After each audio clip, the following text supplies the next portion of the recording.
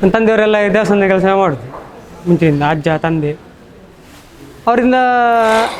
ನಾನು ಶನಿವಾರ ಅವರೊಟ್ಟಿಗೆ ಮಧ್ಯಾಹ್ನ ನಂತರ ಬಂದು ಅವರೊಟ್ಟಿಗೆ ಹೋಗುದು. ಅವರೊಟ್ಟಿಗೆ ಹೋಗಿ ನಾನು ಮತ್ತೆ ಆದಿತ್ಯವಾರ ಕೂಡ ಅಲ್ಲಿ ಇರುವುದು, ಆದಿತ್ಯವಾರ ಸಂಜೆ ಬರೋದು ಅವ್ರಿಗೆ. ಹಾಗೆ ಎಲ್ಲ ಕೆಲಸಗಳನ್ನೆಲ್ಲ ಗಮನಿಸಿ ಒಂದು ಇಂಟ್ರೆಸ್ಟ್ ಅದರಲ್ಲಿ, ಮರದಲ್ಲಿ ಏನೊಂದು ಆಕರ್ಷಣೆ ಆಗಿ ಅದರಿಂದ ನಾನು ಇದು ಓದು ಸೆಕೆಂಡ್ PUC ಮಾಡಿದ್ದೀನಿ. ಆದರೆ ಇದರಲ್ಲಿ ಇಂಟ್ರೆಸ್ಟ್ ಇದ್ದದ್ದು ಇದರಲ್ಲಿ. ಹೌದೌದು, ಒಂದು ಇಂಟ್ರೆಸ್ಟ್ ಏನು ಇದರಿಂದ ಏನು ನಾನು ಮಾಡಬೇಕು ಅನ್ನೋಂಥ ಒಂದು ಹೊಸತನ್ನು ತರಬೇಕಂತ. ಹಾಂ, ಅಂದರೆ ನನಗೊಂದು ಹಠ, ಇವರು ಮಾಡಿದ ಕೆಲಸಕ್ಕಿಂತ ನಾನೊಂದು ಒಳ್ಳೇದು ಕೆಲಸ ಮಾಡಬೇಕಂತ ನನ್ನದೊಂದು. ಹಾಂ, ತಂದೆಯವರು ಕೂಡ ಇದ್ದಾರೆ ಕೆಲಸ, ಅವರು ಕೂಡ ದೇವಸ್ಥಾನ ಕೆಲಸ ಮಾಡಿದ್ದಾರೆ ಸುಮಾರು. ಸದಾಶಿವಾಚಾರ್ಯ ಅಂತ ಮೊದಲಿಗೆ ನಮ್ಮದು ಕೆಲಸ ನೋಡಲಿಕ್ಕೆ ಅಂತ ಬಂತು ಅಲ್ಲ, ನಾನು ಅದು ಪಡವಳ್ಳಿ ಮಾಲಿಂಗೇಶ್ವರ ದೇವಸ್ಥಾನದಲ್ಲಿ ತೋರಿಸಿದ್ದೀನಿ ಕೆಲಸ. ಹಾಗೆ ಅವರಿಗೆ ಒಂದು ಖುಷಿಯಾಗಿ ಒಂದು ಕರೆದರು, ಒಂದು ಕೊಟೇಶನ್ ಕೊಟ್ಟು ನೋಡಿ ಬಂದರೆ ಅವ್ರಿಗೆ ಇಂಜಿನಿಯರ್ಗೆಲ್ಲ ಖುಷಿ ಆಯ್ತು, ಅವರು ಬಂದ್ರೆಲ್ಲ ನೋಡಿ. ಇಲ್ಲಿ ಕಾರ್ಪೆಂಟರ್ ಅಂತ 20 ಜನ ಕೆಲಸ ಮಾಡಿದ್ದಾರೆ. ಕಾರ್ಪೆಂಟರ್ ಕೆಲಸ 20 ಜನ, ಒಂದು 25 ಜನ ನಕ್ಷೆ ಕೆಲಸ ಮಾಡಿದ್ದಾರೆ. ಅದೇ ಒಂದು ನಾನು ತಗೊಂಡದ್ದು ಟೈಮ್ 9 ತಿಂಗಳು, ನಾನೊಂದು 6 ತಿಂಗಳಲ್ಲಿ ನಾನು ಮುಚ್ಚಿಗೆ ಕೆಲಸ ಮಾಡಿದ್ದೀನಿ. ಮತ್ತು ಮಾಡಿರೋದು ಕೂಡ ಪ್ರದಕ್ಷಿಣೆ ಹೊತ್ತದ್ದು. ಸ್ಪೆಷಲ್ ಅಂದರೆ ಮುಚ್ಚಿಗೆ ಎಲ್ಲ ಪಕ್ಕಸಿಗೆ ಕೂಡ ಕೆತ್ತನೆ ಕೆಲಸಗಳನ್ನು ಮಾಡಿದ್ದೀವಿ. ಎಲ್ಲ ಉತ್ತರ ಬನ್ನಾಟಿಗೆ ಅದಕ್ಕೆಲ್ಲ ಕೂಡ ಒಂದು ಸೂಕ್ಷ್ಮವಾದಂಥ ಕೆಲಸವನ್ನು ಮಾಡಿದ್ದೇವೆ. ಮುಚ್ಚಿಗೆಯಲ್ಲಿ ಸ್ಪೆಷಾಲಿಟಿ ಅಂದರೆ ಎಲ್ಲ 9 ಥರ ಉಂಟು ಮುಚ್ಚಿಗೆ. 9 ಮುಚ್ಚಿಗೆಗಳುಂಟು. 10 ಮುಚ್ಚಿಗೆ ಕೊಟ್ಟಿದ್ದಾರೆ, 9 ಗರ್ಭಗುಡಿಗಳ ಕಡೆ, 1 ಮುಚ್ಚಿಗೆ ಉಚ್ಚಂಗಿ ಗುಡಿ. 9 ಥರ ಉಂಟು, 10 ಕೂಡ.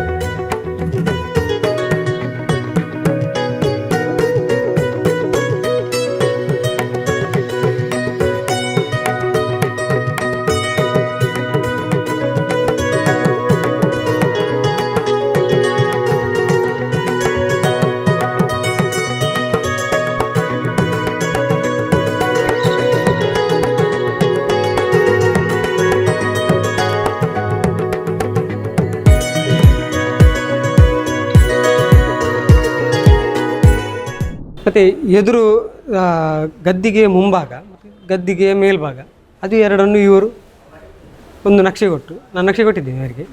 ನಕ್ಷೆ ಇವರು ಓಕೆ ಮಾಡಿದ್ದಾರೆ. ಮತ್ತು ಉಳಿದ 7 ಮುಚ್ಚಿಗೆಗಳನ್ನು ನನ್ನ ಕಾಲ್ಪನಿಕವಾಗಿ ಹೆಂಗೆ ಬರ್ತದೆ ಆ ರೀತಿ ಮಾಡಿ ಅಂತ ಅವರು ಹೇಳಿದ್ದಾರೆ. ಅವರಿಗೆ ಖುಷಿಯಾಗೋ ರೀತಿಯಲ್ಲಿ ನಾನು ಮಾಡಿದ್ದೀನಿ ಕೆಲಸ, ತಾಯಿ ಮಾಡಿಸಿದ್ದೇನೆ. ಈಗ ಇನ್ನೊಂದು ವಿಷಯ, ಇಷ್ಟು ಚಿಕ್ಕ ಪ್ರಾಯದಲ್ಲಿ ಇಷ್ಟು ದೊಡ್ಡ ದೇವಸ್ಥಾನದ ಕೆಲಸ ಸಿಕ್ಕಿದೆ, ಅದು ನನ್ನ ಸೌಭಾಗ್ಯ ಅಂತ ಹೇಳ್ಬೋದು, ದೊಡ್ಡ ಕೆಲಸ. ಈಗ ಅದರ ಒಟ್ಟಿಗೆ ನಿಮಗೆ ಈ ಇಷ್ಟೆಲ್ಲ ಆರ್ಟ್ಗಳನ್ನು ಕಲ್ತದ್ದಲ್ಲಿ ನೀವು ಈಗ, ಯಾಕಂದ್ರೆ ನೀವು ಮನೆಯದ್ದು ಮರದ ಕೆಲಸ ಮಾಡೋದು, ದೇವಸ್ಥಾನದ ಮುಚ್ಚಿಗೆ ಕೆಲಸ ಮಾಡೋದು ತುಂಬ ವ್ಯತ್ಯಾಸ ಉಂಟು. ಇಷ್ಟು ಆರ್ಟ್ಗಳನ್ನೆಲ್ಲ ಎಲ್ಲಿ ಕಲ್ತಿದೆ? ಆರ್ಟ್ಗಳನ್ನಂದರೆ ನಾನು ಮುಂಚೆ ತುಂಬ ಜನ ನನ್ನ ತಂದೆಯವರೊಟ್ಟಿಗೆ ಆರ್ಟ್ ಎಲ್ಲ ಕೆಲಸ ಮಾಡುವವರು ಬರ್ತಿದ್ರು. ನನ್ನ ದೇವಸ್ಥಾನದ ಕೆಲಸದಲ್ಲಿ ಮುಚ್ಚಿಗೆ ಕೆಲಸ ಅದೆಲ್ಲ ಮಾಡುವವರು ಬಂದು ಅವರೆಲ್ಲ ಪ್ಲ್ಯಾನಿಂಗ್ ಎಲ್ಲ ಹಾಕ್ತಿದ್ರು, ಡ್ರಾಯಿಂಗ್ ಹಾಕ್ತಿದ್ರು. ಮತ್ತು ನಾನು ಡ್ರಾಯಿಂಗ್ ಬಿಡ್ತಿದ್ದೆ ನಾನು ಮೊದಲು, ಮತ್ತು ಕೆತ್ತನೆ ಕೆಲಸಗಳನ್ನ ನಾನು ಮಾಡ್ತೀನಿ. ಹಾಗೆ ನನಗೆ ಒಂದು ಇಂಟ್ರೆಸ್ಟ್, ಒಂದು ಯಾವುದಾದ್ರೂ ಒಂದು ರೀತಿಯಲ್ಲಿ ಒಂದು ಹೊಸತನ್ನು ತರಬೇಕಂತ. ಹಾಗೆ ಒಂದು ಮಾಡ್ತಾ ಮಾತ್ರ ಬಂದವರು ಕೂಡ, ಕೆಲಸಕ್ಕೆ ಬಂದವರು ಕೂಡ ಈ ರೀತಿ ಮಾಡುವ ಆ ರೀತಿ ಮಾಡುವ ಅಂತ ಒಂದು ಇಂಟ್ರೆಸ್ಟ್ ಕೊಟ್ಟರು. ಇಂಟ್ರೆಸ್ಟ್ ರೀತಿಯಲ್ಲಿ ಒಂದು ಬಂದವರು ಕೂಡ ಒಂದು ಇಂಟ್ರೆಸ್ಟ್ ಕೊಟ್ಟರು, ಡ್ರಾಯಿಂಗ್ ಎಲ್ಲ ಕೊಟ್ಟು ಇವರು ಓಕೆ ಅಂದಮೇಲೆ ನಾವು ಮಾಡಿದ್ವಿ ಕೆಲಸ. ಬೇರೆ ಮಾಡಿದ್ವಿ ಅಲ್ಲಲ್ಲ, ಇಲ್ಲಿ ಮಾಡಿದ್ದು ಒಂದು ಸ್ವಲ್ಪ ಓನ್, ಅಂದರೆ ನನ್ನ ಬೇರೆ ರೀತಿಯಲ್ಲಿ ಅದೊಂದು ನಾವೊಂದು ಅದು ಒಂದು ಭಗವಂತ ಇಂಜಿನಿಯರ್ ಇದ್ದಾರಲ್ಲ, ಅವರೊಂದು ಹೇಳಿದ್ದು ಒಂದು ಫ್ರೂಟ್ಸಲ್ಲಿ ಒಂಥರ ಮಾಡುವ ಅಂತ. ಅದಕ್ಕೆ ನನಗೆ ಒಂದು ಯಾವ ರೀತಿಯಲ್ಲಿ ಬರ್ತದೆ ಒಂದು ಕಲ್ಪನೆಗೆ, ಒಂದು ಫ್ರೂಟ್ಸ್ ಎಲ್ಲ ಈ ರೀತಿ. ಅಂದರೆ ನಮಗೆ ಕೆಲಸ ಅಂದರೆ ತುಂಬ ಕಷ್ಟ ಇತ್ತು, ಯಾಕೆಂದರೆ ಸುತ್ತ ಕಲ್ಲಿನ ಗೋಡೆ, ಫಿಕ್ಸಿಂಗ್ ಎಲ್ಲ ಭಂಗತ್ತು, ತುಂಬ ಕಂಬದ ಮೇಲೆ ಕೂರಬೇಕು. ಮತ್ತು 2 ಫೀಟ್ ಗ್ಯಾಪಲ್ಲಿ ಅದು ಮುಚ್ಚಿಗೆ ಎಲ್ಲ ಆದದ್ದು, 2 ಫೀಟ್ ಗ್ಯಾಪಲ್ಲಿ ಅಷ್ಟು ಕೆಲಸ ಆದದ್ದು 2 ಫೀಟ್ ಗ್ಯಾಪಲ್ಲಿ. ಫಿಟ್ಟಿಂಗ್ ಎಲ್ಲ ತುಂಬ ಕಷ್ಟ ಇತ್ತು. ಅದೊಂದು ಆ ರೀತಿ ಆ 2 ಫೀಟಲ್ಲಿ ಎಷ್ಟು ಆಗ್ತದೆ ಅಷ್ಟೊಂದು ಫುಲ್ ಪ್ರಿಫರೆನ್ಸ್ ಮಾಡಿ ಅದಕ್ಕೆಲ್ಲ ಆ ಪ್ಲ್ಯಾನಿಂಗ್ ಮಾಡಿ ಮತ್ತೆ ನಾವು ಡ್ರಾಯಿಂಗ್ ಹಾಕಿ ಇವರಿಗೆಲ್ಲ ತೋರಿಸಿ ಹಿಂಗೆ ಮಾಡುವುದು ಅದೆಲ್ಲ ಮಾಡಿ ಮತ್ತೆ ಎಲ್ಲ ಇದು ಮಾಡಿದ್ದು ಕೆಲಸ ಮಾಡಿದ್ದು ಸ್ಟಾರ್ಟ್ ಮಾಡಿದ್ದು. ಈಗೆಲ್ಲ ಆದ್ಮೇಲೆ ಏನು ಅನಿಸ್ತಾ ಇದೆ ಎಷ್ಟು ಜನ ಬಂದು ಮಾತಾಡ್ತಾರೆ ಅದ್ರ ಬಗ್ಗೆ? ಇದೆಲ್ಲ ನಾನು ಮಾಡಿದೆ ಅಂತ ಅನ್ಸುತ್ತೆ. ಖುಷಿ ಆಗ್ತದೆ. ಹಾಂ, ಖುಷಿ ಆಗ್ತದೆ. ನಾನು ಮಾಡಿದ್ದೇನೆ ಅಂತ ಅದು ಹೇಳ್ತದೆ.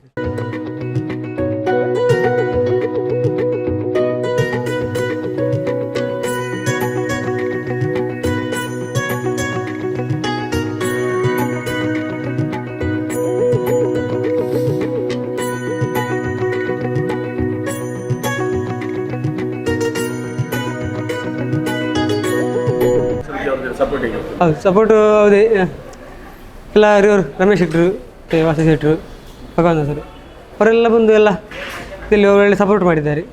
ಮಾಡು, ನೀನೇ ಮಾಡಬೇಕು, ಮಾಡು ಅಂತ ಹೇಳಿ ಒಳ್ಳೆ ಸಪೋರ್ಟ್ ಎಲ್ಲ ಮಾಡಿದ್ದಾರೆ. ಮತ್ತು ಎಲ್ಲ ವಾರದಲ್ಲಿ ಕೊಡುವಂಥ ಸಂಬಳದಲ್ಲಿ ಯಾವುದೇ ರೀತಿಯಲ್ಲಿ ಅವರು ತೊಂದರೆ ಮಾಡಲಿಲ್ಲ. ಕಾಪು ನಮ್ಮನ ದೇಗುಲವೇ ಸಂಪೂರ್ಣ ಶಿಲಾಮಯವಾಗಿ ಮಾಡಬೇಕೆಂಬ ಒಂದು ಅಪೇಕ್ಷೆಯಂತೆ ಸಮಿತಿಯು ಈ ಎಲ್ಲ ಕೆಲಸಗಳನ್ನು ಪ್ರಾರಂಭಿಸಿತು. ಪ್ರಾರಂಭದ ದಿನಗಳಲ್ಲೇ ಅಮ್ಮನ ಗರ್ಭಗುಡಿ ಹಾಗೂ ಉಚ್ಚಂಗಿ ದೇವಿಯ ಗರ್ಭಗುಡಿಗಳನ್ನು ಕೆಂಪು ವರ್ಣದ ಕುಂಕುಮ ವರ್ಣ ಈ ಶಿಲೆಯಲ್ಲಿ ಮಾಡಬೇಕೆಂಬ ಆಲೋಚನೆ ಬಂದಾಗ ನಾವು ಬಾಗಲಕೋಟೆ ಜಿಲ್ಲೆಯ ಇಲ್ಕಲ್ ಎಂಬ ಸ್ಥಳದಿಂದ, ಇಲ್ಕಲ್ ರೆಡ್ ಗ್ರನೇಟ್ ಅದು ಭಾರಿ ಮೊದಲೇ ಅದಕ್ಕೆ ತುಂಬ ಪ್ರಾಮುಖ್ಯತೆ ಇತ್ತು. ಇದು ಇಲ್ಲಿ ಅಂತೇಳಿ ಅಲ್ಲ, ಅಮೇರಿಕದಲ್ಲಿ ಕೂಡ ಗಾಂಧಿ ಪ್ರತಿಮೆಯನ್ನು ಸ್ಥಾಪಿಸುವಾಗ ಅದರ ಪೀಠವನ್ನು ಇಲ್ಕಲ್ ಕೆಂಪು ಶಿಲೆಯಿಂದ ಪ್ರಾರಂಭಿಸಿದರು. ನಾವು ಅದನ್ನು ಅದೇ ಕಲ್ಲಿಂದ ಪ್ರಾರಂಭಿಸಿದಾಗ ಕಾಪು ನಮ್ಮನ ಅನುಗ್ರಹ ಎಂಬಂತೆ ಆ ಸಮಯದಲ್ಲಿ ಕೋವಿಡ್ ಸಮಯದಲ್ಲಿ ಎಕ್ಸ್ಪೋರ್ಟ್ ಎಲ್ಲ ನಿಂತಿದ್ದರಿಂದ ನಮಗೆ ಉತ್ತಮ ಅಂದರೆ ಎಕ್ಸ್ಪೋರ್ಟ್ ಆಗುವ ಕ್ವಾಲಿಟಿಯ ಕಲ್ಲು ಅಮ್ಮನ ಈ ದೇಗುಲಕ್ಕೆ ಸಿಕ್ಕಿತ್ತು. ನಾವು ಭಾಳ ಸಮಿತಿಯವರು ಸಂತೋಷದಿಂದ ನಾವು ಇಲ್ಕಲ್ ರೆಡ್ ಶಿಲೆಯಿಂದ ಇದನ್ನು ಮಾಡ್ತಾ ಇದ್ದೇವೆ. ಮತ್ತು ಈ ಒಂದು ವಿಷಯ ಅಂತಾರಾಷ್ಟ್ರೀಯ ಮಟ್ಟದಲ್ಲಿ ನಾವು ಪ್ರಚಾರ ಕೊಟ್ಟೆವು. ಆಗ ಒಬ್ಬರು ಇಲ್ಕಲ್ನವರು ಒಂದು ಪೇಪರ್ ಕಟ್ಟಿಂಗ್ ತಂದು ಕೊಟ್ಟರು. ನಾವು ನೋಡಿ, ಇದು 10 ವರ್ಷದ ಮೊದಲೇ ಅಮೇರಿಕದಲ್ಲಿ ನ್ಯೂಯಾರ್ಕ್ನಲ್ಲಿ ಗಾಂಧಿ ಪ್ರತಿಮೆಗೆ ನಮ್ಮ ಇಲ್ಕಲ್ ಉಪಯೋಗ ಆಗಿದೆ. ಹಾಗಾದರೆ ನಮಗೂ ಸಂತೋಷ ಆಯಿತು. ಒಂದು ಮೊದಲೇ ಹೋಗಿದೆ ಇಲ್ಕಲ್, ಅಮ್ಮನಿಂದಾಗಿ ಪುನಃ ಪ್ರಚಾರ ಆಗಿದೆ. ಈ ರೀತಿಯಾಗಿ ಕೆಂಪು ಶಿಲೆಯಿಂದ ಕುಂಕುಮವರ್ಣದಿಂದ ಈಗ 2 ಗುಡಿಗಳು ನಿರ್ಮಾಣ ಆಗಿದೆ. ಇದು ಒಂದು ಈಗ ಎಲ್ಲ ಭಕ್ತರು ಹೇಳೋ ಪ್ರಕಾರ ದಕ್ಷಿಣ ಭಾರತದಲ್ಲಿಯೇ ಈ ರೀತಿ ಪ್ರಥಮ ಅಂತ. ಯಾಕಂದರೆ ನಾವು ಅದನ್ನು ಒಳ್ಳೆಯ ರೀತಿಯ ಪಾಲಿಷ್ ಮಾಡಿಸಿದ್ದೇವೆ. ಇದು ಇಲ್ಲಿಯ ಒಂದು ವಿಶೇಷ. ಅದೇ ರೀತಿ ಸುತ್ತುಪೌಳಿ, ಮುಖಮಂಟಪ, ಇದರಲ್ಲಿ ಬರುವಂಥ ಈ ಕೆತ್ತನೆಯ ಎಲ್ಲ ಸ್ತಂಭಗಳು, ಇದನ್ನೆಲ್ಲ ನಾವು ಕಾರ್ಕಳದ ಗ್ರನೇಟಿನಿಂದ ಶಿಲೆಯಿಂದ ಮತ್ತು ಶಿರಾದಿಂದ ಈ ಸ್ತಂಭಗಳನ್ನೆಲ್ಲ ಶಿರಾ ಗ್ರನೇಟ್ನಿಂದ ಮಾಡಿದ್ದೇವೆ. ಅದು ಯಾಕಂದರೆ ಶಿರಾ ಗ್ರನೇಟ್ ಸ್ವಲ್ಪ ಸ್ಮೂತ್ ಫಿನಿಶ್ ತೋರ್ತದೆ. ಇದರಲ್ಲಿ ಅದು ಕಾಸ್ಟ್ ಸ್ವಲ್ಪ ಹೆಚ್ಚಾಗಿರೋದ್ರಿಂದ ನಾವು ಸ್ತಂಭಕ್ಕೆ ಅದನ್ನು ಉಪಯೋಗ ಮಾಡಿದ್ದೇವೆ. ಒಟ್ಟಾರೆಯಾಗಿ ಈ ದೇವಸ್ಥಾನ ಸಂಪೂರ್ಣ ಶಿಲಾಮಯವಾಗಿ ಮೂಡಿಬಂದಿದೆ. ಅದರಲ್ಲಿಯೂ ಗರ್ಭಗುಡಿಯಲ್ಲಿ ಸಂಪೂರ್ಣ ಇದು ಸ್ಲ್ಯಾಬು ಕೂಡ ಕಲ್ಲಿದ್ದೆ ಮಾಡಿದ್ದೇವೆ. ಆ ಸ್ಲ್ಯಾಬಿನ ಕಲ್ಲನ್ನು ಗ್ರೇ ಕಲ್ಲಿಂದ ಹಾಕಿದ್ದೇವೆ. ಅದಕ್ಕಾಗಿ ಅದರ ಒಳಗಡೆ ಅಮ್ಮನ ನವದುರ್ಗೆಯರ ಪ್ರತೀಕವಾಗಿ ಕಾಷ್ಟಶಿಲ್ಪದಿಂದ, ಅಂದರೆ ಉತ್ತಮ ಸಾಗವಾನಿ ಮರದಿಂದ ನಾವು ನಿರ್ಮಿಸಬೇಕು ಅಂತ ಎಣಿಸಿದಾಗ ನಮಗೆ ಅದಕ್ಕೆ ಶಾಸ್ತ್ರೋಕ್ತವಾಗಿ ಕೆತ್ತನೆ ಕೆಲಸಗಳು ಆಗಬೇಕು ಮರದ್ದಂತ ಎಣಿಸ್ತಾ ಇರುವಾಗ ತುಂಬ ಜನರನ್ನು ಸಂಪರ್ಕಿಸಿದ್ದೇವೆ. ಆದರೆ ಅಮ್ಮ ಸೆಲೆಕ್ಟ್ ಮಾಡೋದೇ ಬೇರೆ, ನಮ್ಮ ಪ್ರಯತ್ನ ಮಾತ್ರ. ಅಮ್ಮ ಸೆಲೆಕ್ಟ್ ಮಾಡುವಾಗ ನಮ್ಮ ಕಾರ್ತಿಕ್ ಆಚಾರ್ಯ ಅವರನ್ನು, ಕಾರ್ತಿಕ್ ಅಂದರೆ ಅವರ ತಂದೆಯವರು ಅಲ್ಲಿ ಬೆಳ್ಳೆ ಯಾವುದೋ ದೇವಸ್ಥಾನ ಮಾಡಿದ್ದಾರೆ ಅನ್ನೋ ಯಾವುದೋ ಪರಿಚಯದಲ್ಲಿ ಹೋದಾಗ ಇವರು ನಮ್ಮೊಂದಿಗೆ ಮಾತಾಡುವ ವಿಷಯ ಮತ್ತು ಕೆಲವು ಅವರ ಒಂದು ಇಂಟ್ರೆಸ್ಟ್ ಎಲ್ಲ ನೋಡಿ ನಾವು ಎಣಿಸಿದ್ದೇವೆ ಇವ್ರಿಗೆ ಕೊಡ್ಬೋದು ಅಂತ. ಆದರೆ ಅದೇ ರೀತಿ ನಾವು ಎಲ್ಲರೊಟ್ಟಿಗೆ ನಾವು ದರವನ್ನು ತುಲನೆ ಮಾಡಿದಾಗ ಕಾರ್ತಿಕಿನ ದರವು ಕಡಿಮೆಯಲ್ಲಿತ್ತು. ಹಾಗಾಗಿ ಕಾರ್ತಿಕಾಚಾರ್ಯಗೆ ಇದರ ಒಂದು ಸೌಭಾಗ್ಯ ಸಿಕ್ಕಿದೆ ಅಂತ ಹೇಳ್ತೇನೆ ನಾನು. ಯಾಕಂದರೆ ಸಂಪೂರ್ಣವಾಗಿ ಮರದ ಕೆಲಸಗಳು ಕಾರ್ತಿಕ್ಕಿದೆ. 1-2 ಶೀಲಿಂಗ್ ಅವರಿಗೆ ಕೆಲಸ ಟೈಮ್ನಲ್ಲಿ ಆಗೋದಿಲ್ಲ ಅಂತ ಬೇರೆ ಕೊಟ್ಟಿದ್ದೇವೆ ಬಿಟ್ಟರೆ ಕಾರ್ತಿಕ್ ಒಳ್ಳೆ ಕೆಲಸ ಮಾಡಿದ್ದಾನೆ. ಅವನು ಸಣ್ಣ ಪ್ರಾಯದ ಹುಡುಗ. ಮುಂದಿನ ದಿನಗಳಲ್ಲಿ ಕಾಪು ನಮ್ಮನ ಸಂಪೂರ್ಣ ಅನುಗ್ರಹ ಅವನಿಗೆ ಇರ್ತದೆ ಅಂತ ನನಗೆ ನಂಬಿಕೆ ಇದೆ.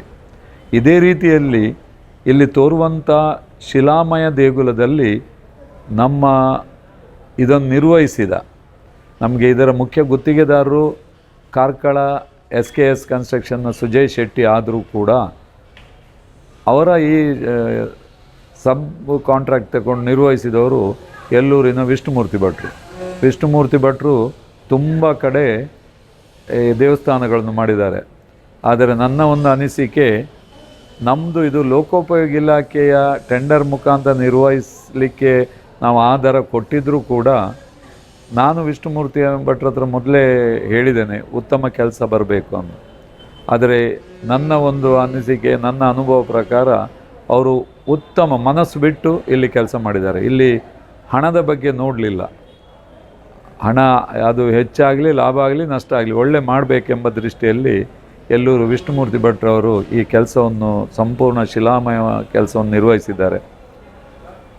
ನನ್ನ ಒಂದು ಅನಿಸಿಕೆ ಪ್ರಕಾರ ವಿಷ್ಣುಮೂರ್ತಿ ಭಟ್ರು ಬಹಳ ಸರಳ ವ್ಯಕ್ತಿತ್ವದವರು.